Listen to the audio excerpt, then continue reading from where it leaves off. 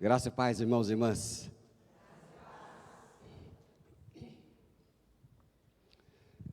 Bom, nesta noite nos reunimos para pedir a bênção de Deus sobre nossa vida, sobre nossa casa, nossa família. Interessante observar na Bíblia, ao longo de toda ela, que Deus pensa em termos de família. Toda a Bíblia, todo o projeto de Deus, desde a criação do homem e da mulher, não deixou o homem só, fez para si uma auxiliadora idônea. Diz a Bíblia que Deus colocou, viu que o homem estava sozinho, não estava bem, estava faltando alguma coisa, colocou a mulher, deu um sono profundo no homem e tirou uma costela do homem e formou a mulher. Por isso que as mulheres não podem reclamar que os homens dormem profundamente e roncam. Sim ou não? Então, se os homens dormem profundamente e roncam, é porque Deus isso já veio lá do começo, que Deus criou, fez um sono profundo para formar a mulher. Mas Deus coloca, a Bíblia, a palavra de Deus, mostra que pensa nas pessoas, pensa em nós, em termos de família. Ali em Gênesis capítulo 12, versículo 1 a 2, Deus, quando fez aliança com Abraão, colocou assim na Bíblia: ora, o Senhor disse a Abraão: sai da tua terra, da tua parentela e da casa do teu pai, para a terra que eu te mostrarei, e farei de ti uma grande nação, abençoar-te-ei e engrandecerei o teu nome, e tu, ser uma bênção, abençoarei aos que te abençoarem, e amaldiçoarei aqueles que te amaldiçoar, e em ti serão benditas todas as famílias da terra.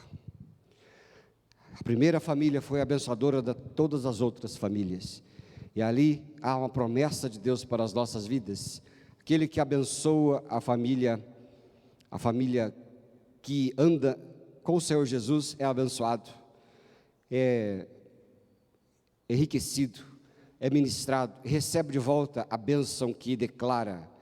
É uma coisa muito preciosa, porque a Bíblia mostra os seus princípios, e quando a gente trata a nossa família, a nossa vida pelos seus princípios, os princípios são abençoadores.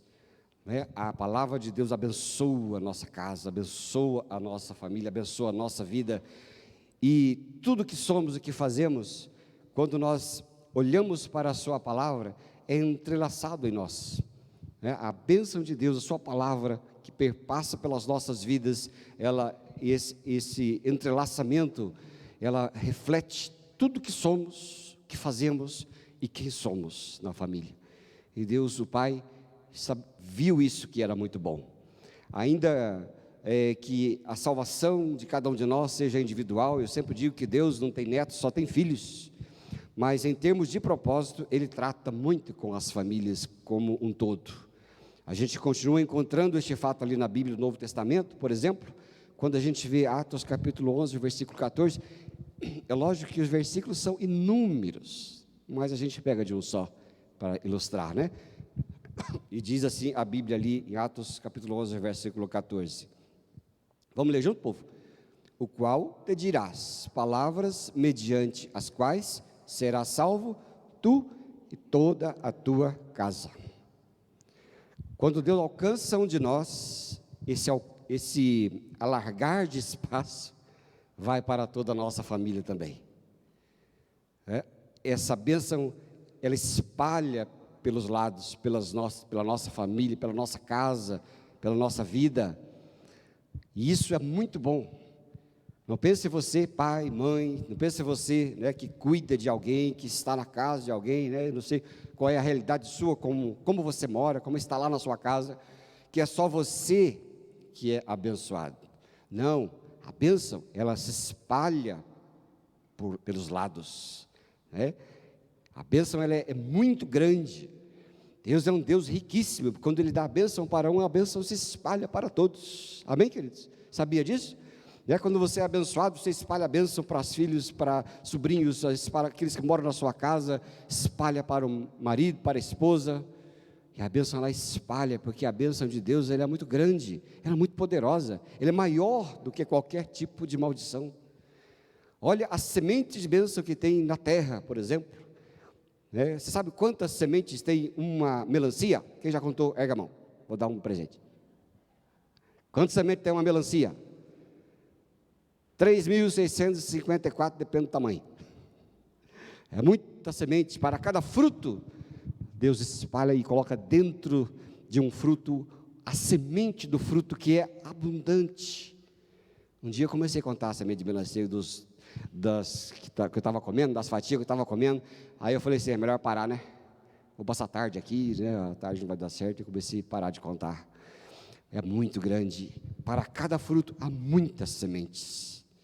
E a bênção de Deus também é assim, quando você e eu somos parte desta bênção, ela se espalha. Olha assim, por exemplo, o Salmo 128. Que coisa preciosa o Salmo 128. Esse Salmo 128 fala especificamente, para ali o homem. E depois tem outros versos que falam para também as mulheres. Mas olha só, por exemplo, o que diz ali. Bem-aventurado todo aquele que teme ao Senhor e anda nos seus caminhos, pois comerás do trabalho das tuas mãos, feliz será e te irá bem. A tua mulher será como a videira frutífera no interior da sua casa, os teus filhos como plantas de oliveira, e ao redor da tua mesa, eis que assim será abençoado o homem que teme ao Senhor. Olha, aquele que anda no caminho do Senhor, a mulher é alcançada, os filhos são alcançados, ela é como videira frutífera.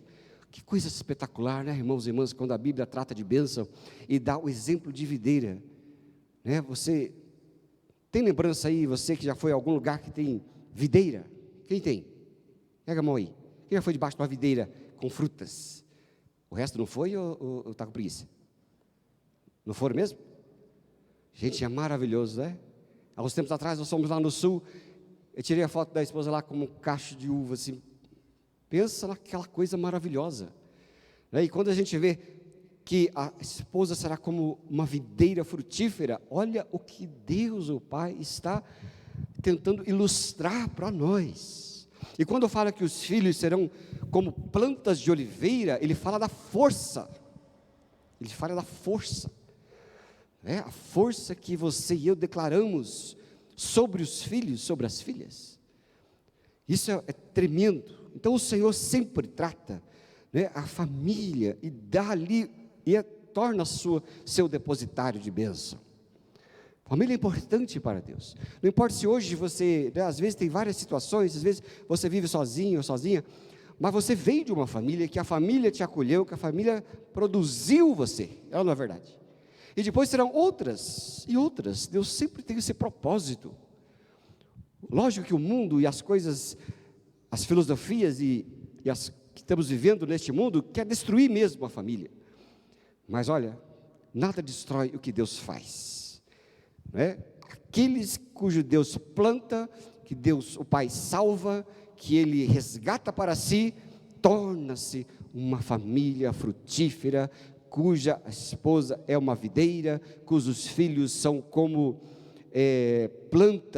plantas de oliveira. Isso é tremendo, é coisa muito preciosa, amém, querido? Sabia? Ela espalha, a bênção sempre espalha.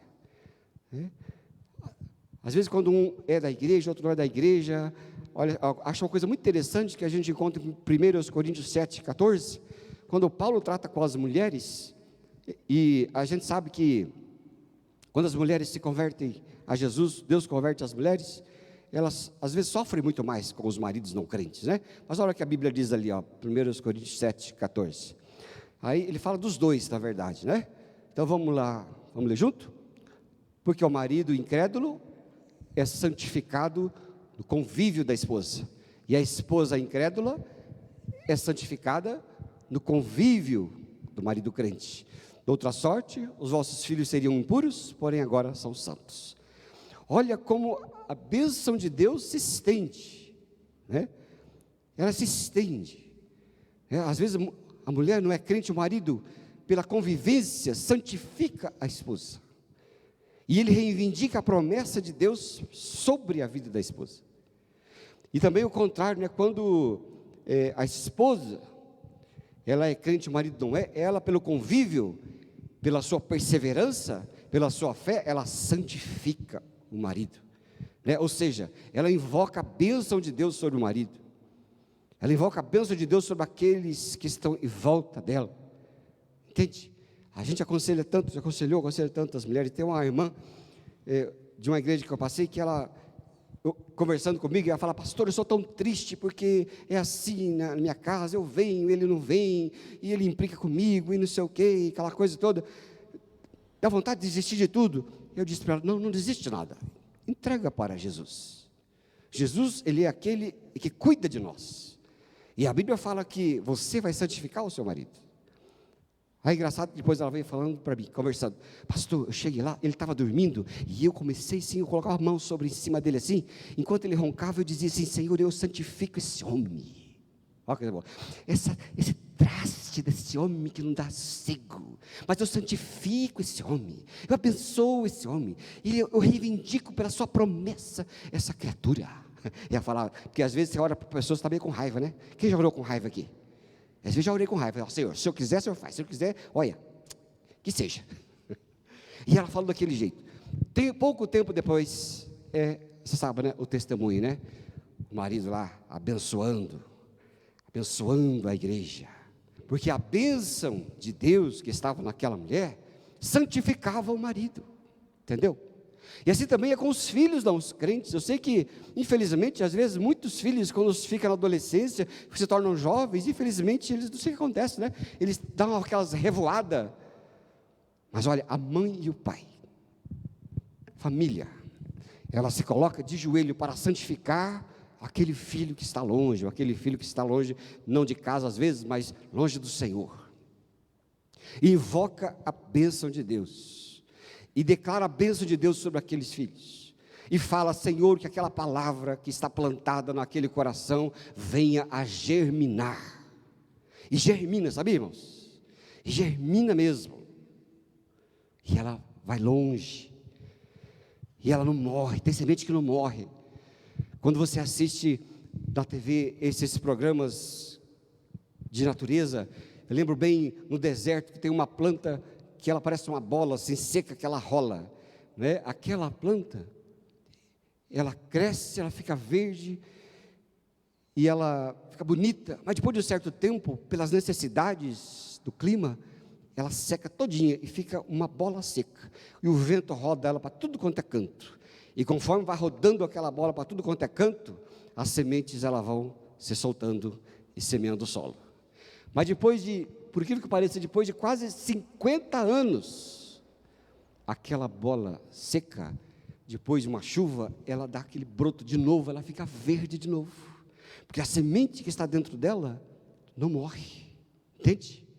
Então nós podemos e precisamos semear e cultivar aquela semente dentro do coração do marido, da esposa, dos filhos, das filhas. Nós precisamos saber que aquela semente que está lá tem um potencial para crescer e germinar, né? Por isso que a Bíblia diz: crê no Senhor Jesus e será salvo tu e a tua casa. Nunca desista, entrega para o Senhor, não se desespere, o Senhor pode todas as coisas. E a palavra de Deus em nossa família, ela é abençoadora,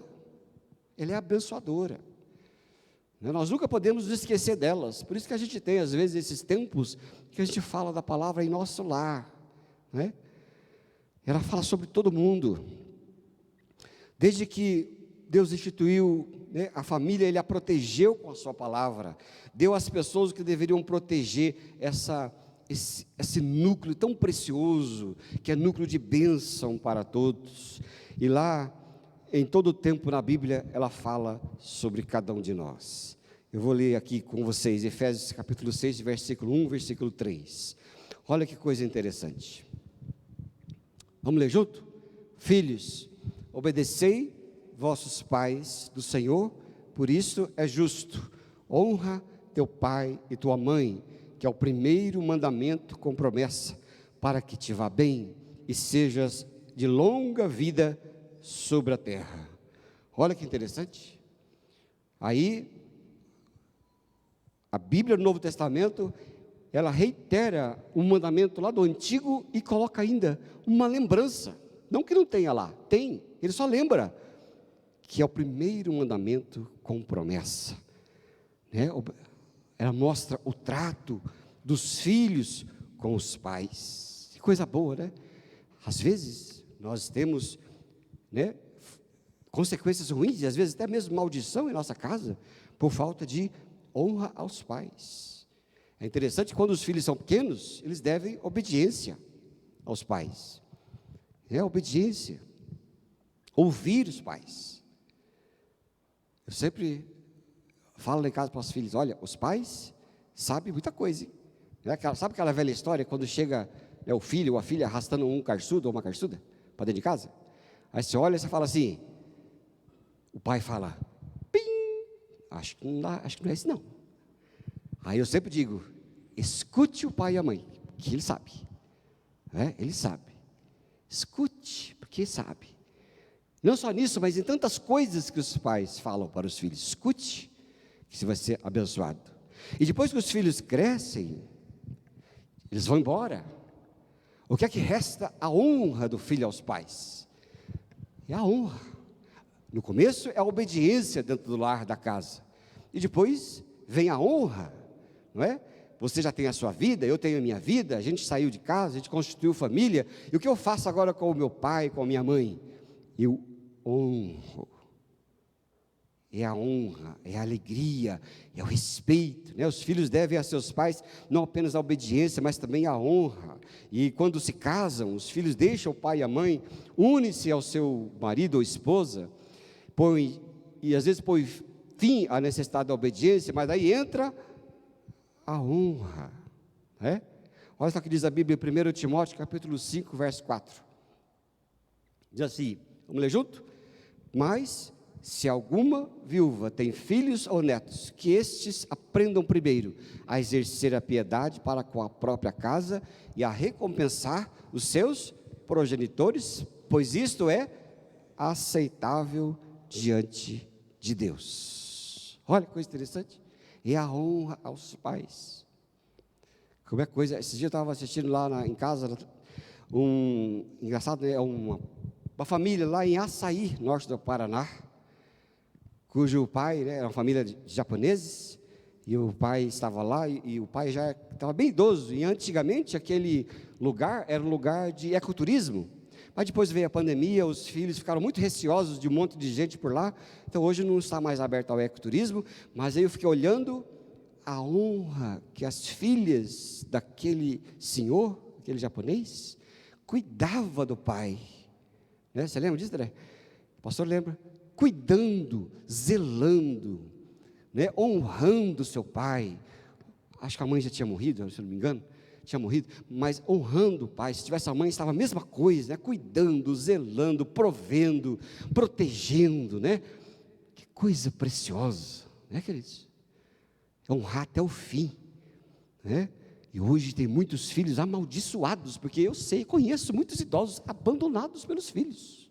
Estão nem aí, nem visitam os pais e as mães, abandonam, uma coisa assim impressionante, né? Isso traz maldição para eles, sabia? Porque a Bíblia diz que eles não são benditos, e essa honra poderosa, né? Essa honra que é linda de ser, linda de viver, né? Minha mãe está lá em casa com a minha avózinha de 97 anos, cuidando, dá um trabalho, né, irmão?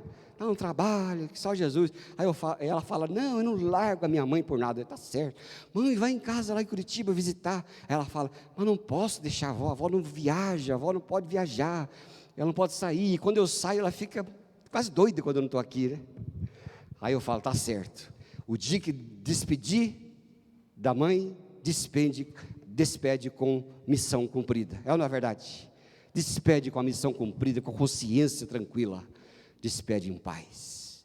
Então a Bíblia mostra isso, como que devemos ser, devemos fazer para que a bênção entrelace em nossa vida.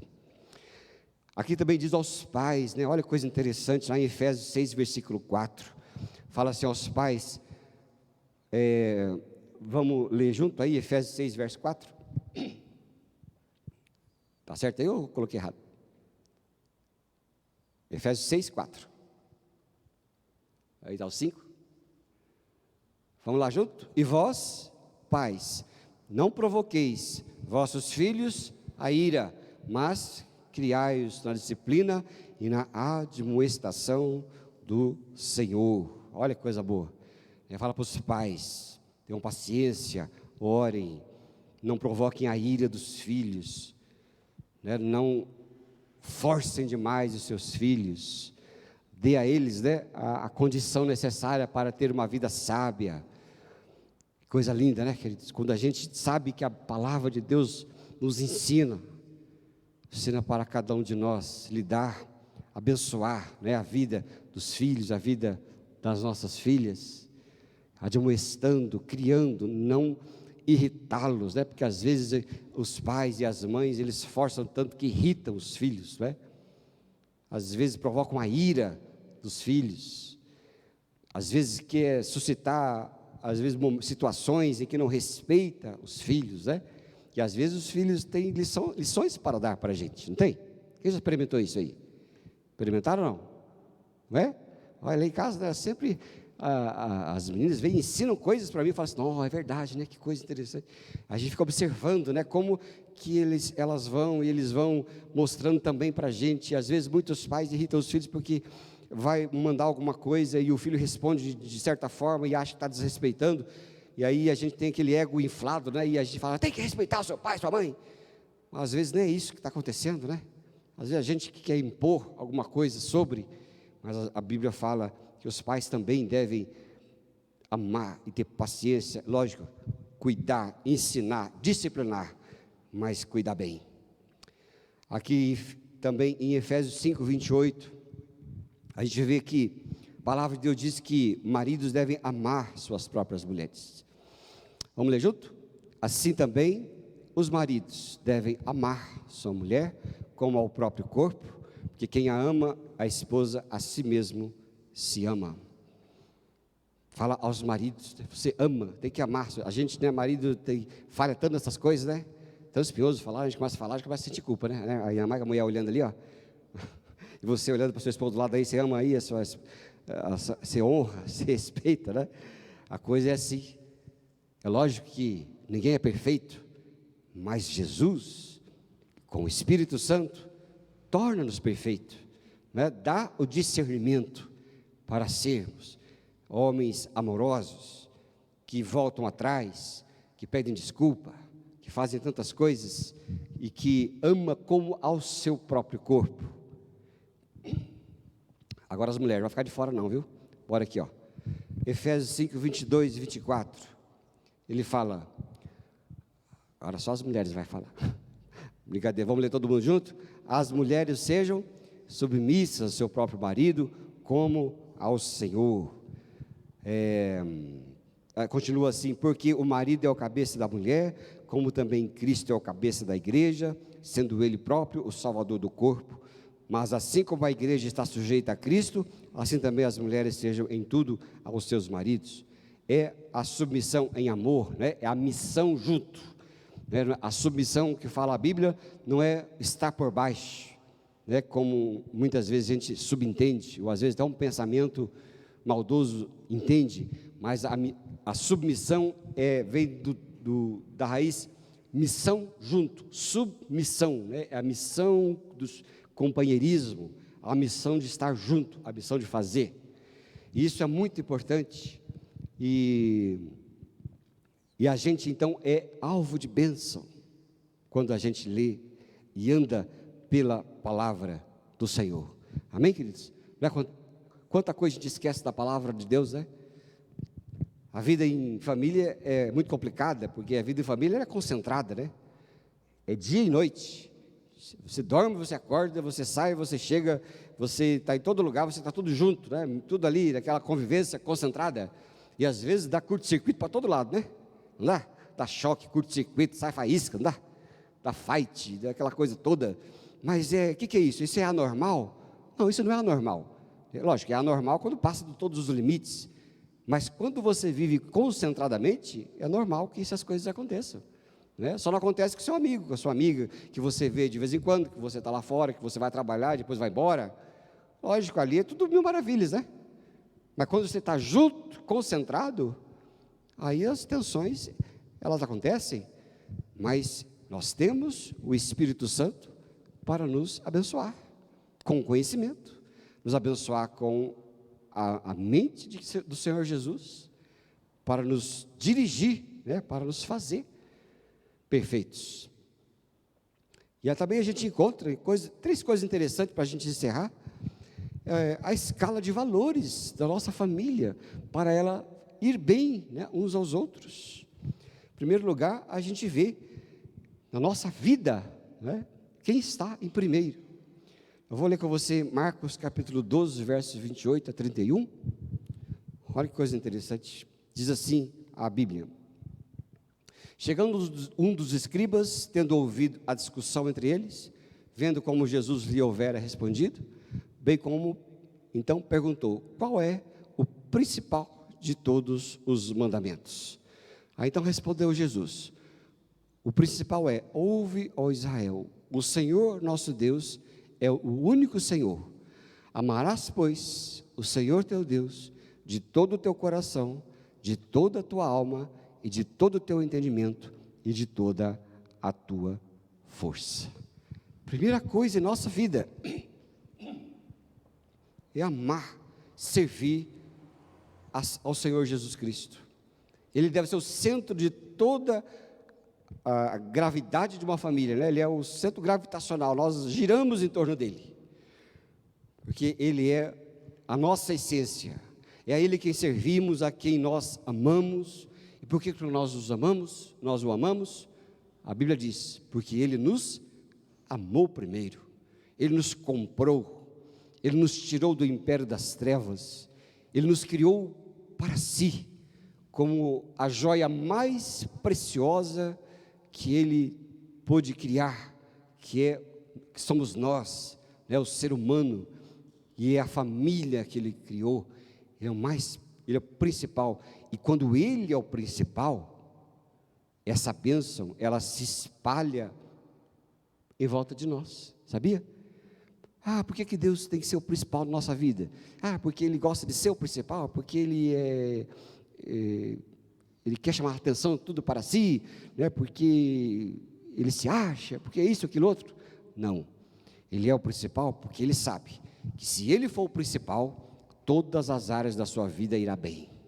Se Ele for o principal, você ama seu marido e sua esposa. Se Ele for o principal, você ama seu filho e sua filha.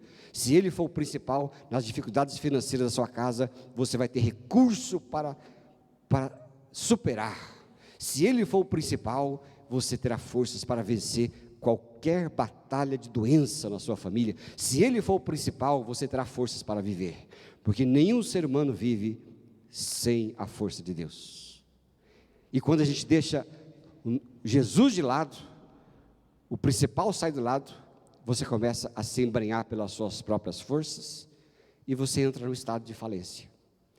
Agora, isso é coisa muito interessante, Ele é o nosso principal, né?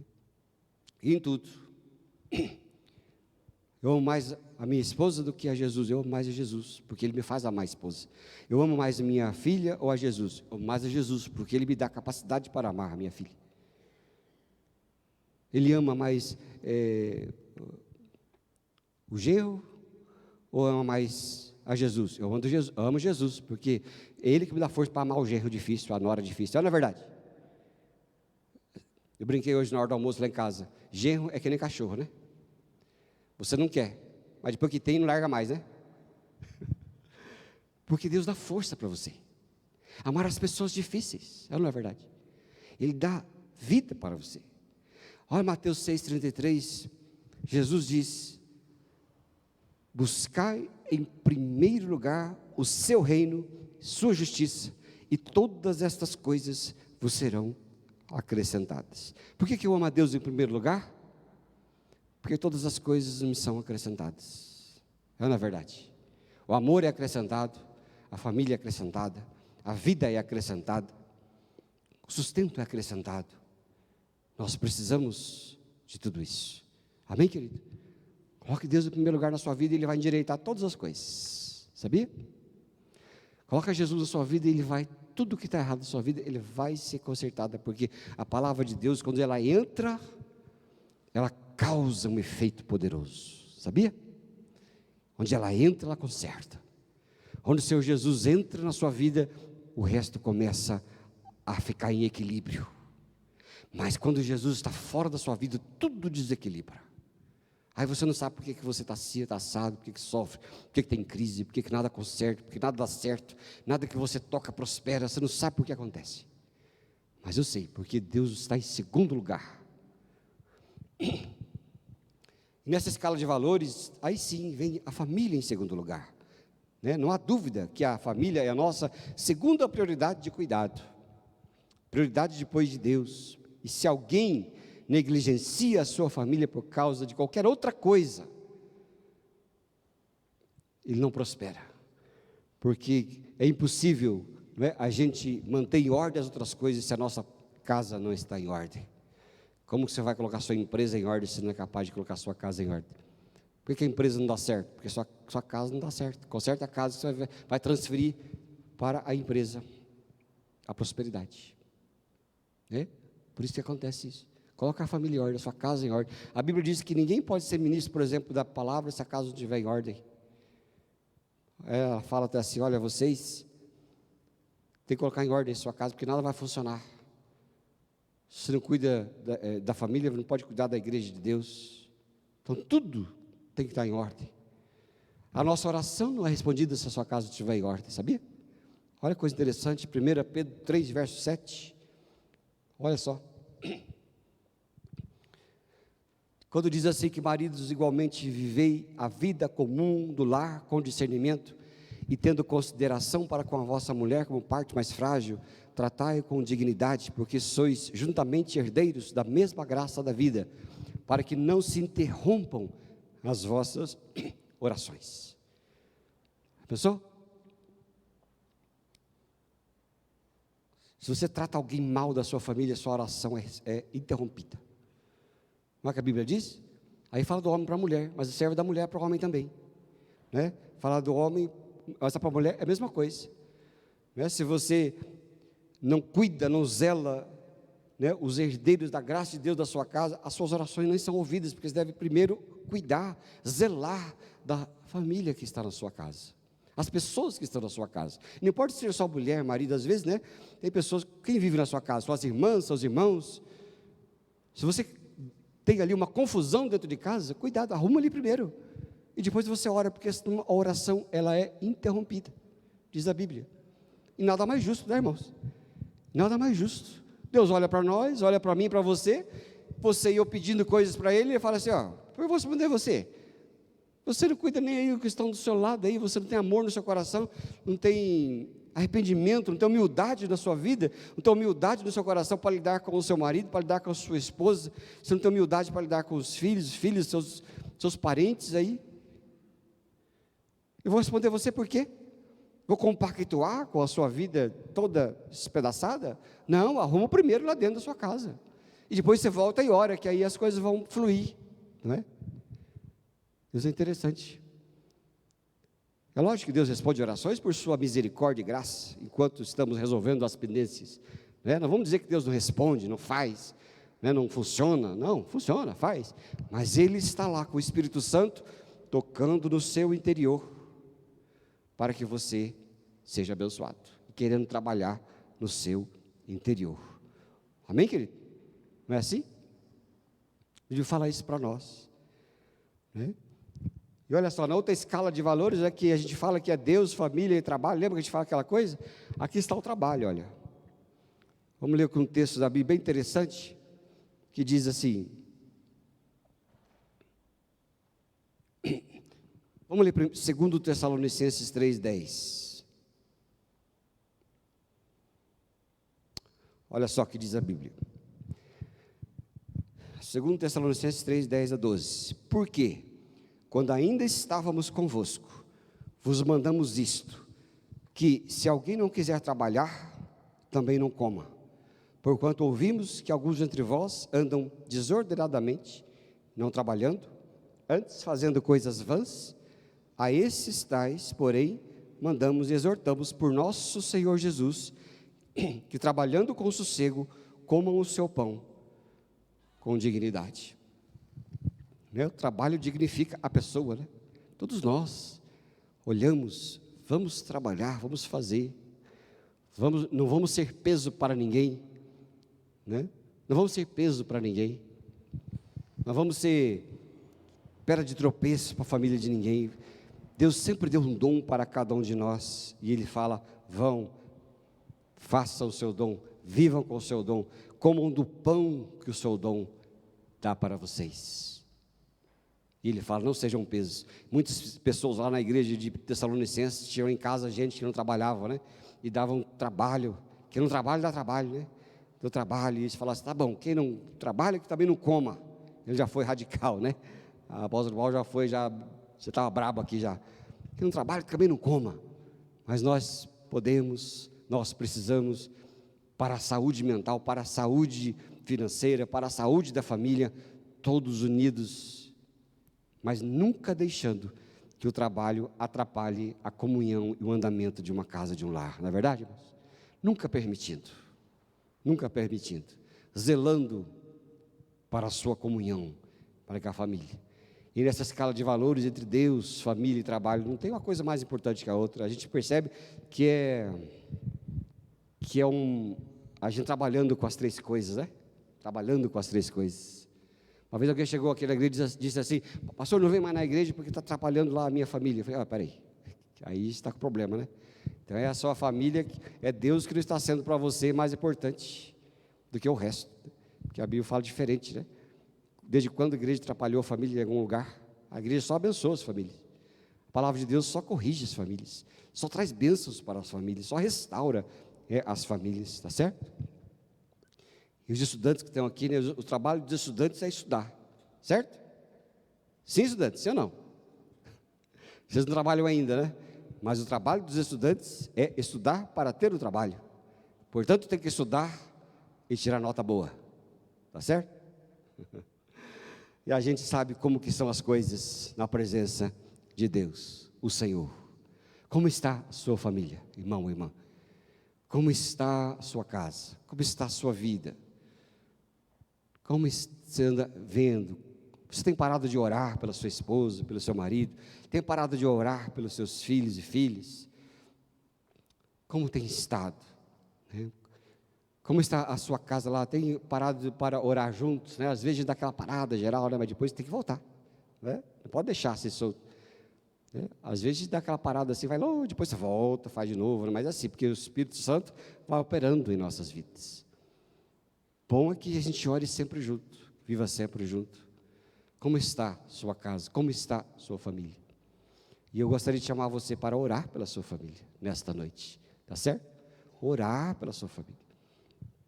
Nesses 4 domingos que estão aí, vamos viver desse mês de maio, nós vamos orar pela nossa família mesmo. É certo que tem parte do ano que a gente ainda vê outras prioridades, outras coisas, mas nós devemos orar pela família.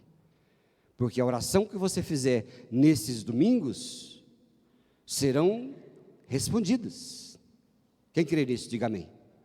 Hein? A oração que você fizer serão sementes que você colherá, porque Deus é fiel, Ele honra a fé de cada um de nós, amém? Então nesta noite eu queria convidar você, né, para o primeiro propósito do domingo, que todos vocês saíssem do seu lugar, venham aqui ao altar, coloque sua família no altar de Deus. Todo mundo tem família aqui, não tem? Não é possível que não tem, né? Tem. Vem aqui, pode sair do seu lugar, vem aqui ao altar, e vindo aqui você vai colocar, se tem problema na sua família, coloca em primeiro lugar os problemas.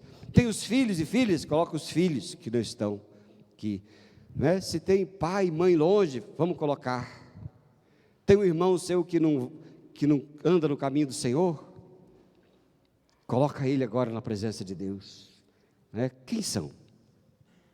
Coloca agora diante do Senhor. Vamos colocar nosso Deus em primeiro lugar, que a bênção se estenda na sua casa, que a bênção se espalhe na sua casa, que a bênção seja como óleo na barba de Arão, que ela desce da barba para todo o corpo. Ficar diante de Deus, fecha teus olhos, vai colocando. Teve crises nos últimos tempos na sua família? Crise com filhos, crise com o marido, com a esposa? Coloca agora na presença de Deus.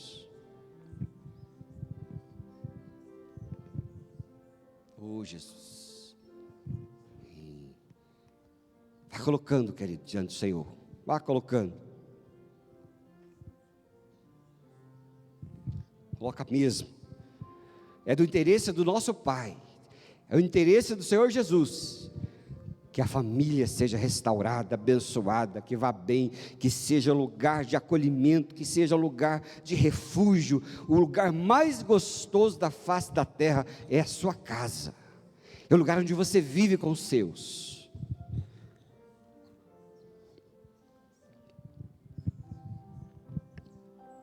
Oh Jesus, Pai, em nome de Jesus, nesta noite aqui na sua presença, diante do teu altar, nós depositamos nossa família, tua presença, para que haja restauração, para que haja vigor novo, haja restituição, relacionamentos, que a bênção da sua palavra implantada no coração daqueles da nossa família que não te servem mais, essa semente possa brotar, e eles sejam salvos, sejam alcançados, ministrados por ti, meu Deus, em nome de Jesus. E eu sei, Senhor, que vamos colher muito fruto daquilo que estamos vivendo na tua presença, em nome de Jesus. Diga graças a Deus e obrigado, Senhor Jesus. Amém, queridos? Amém, querido. Volte para o seu lugar. Vai ver que bênção que estará sendo o seu lar, porque você vai santificar aqueles que estão perto de você.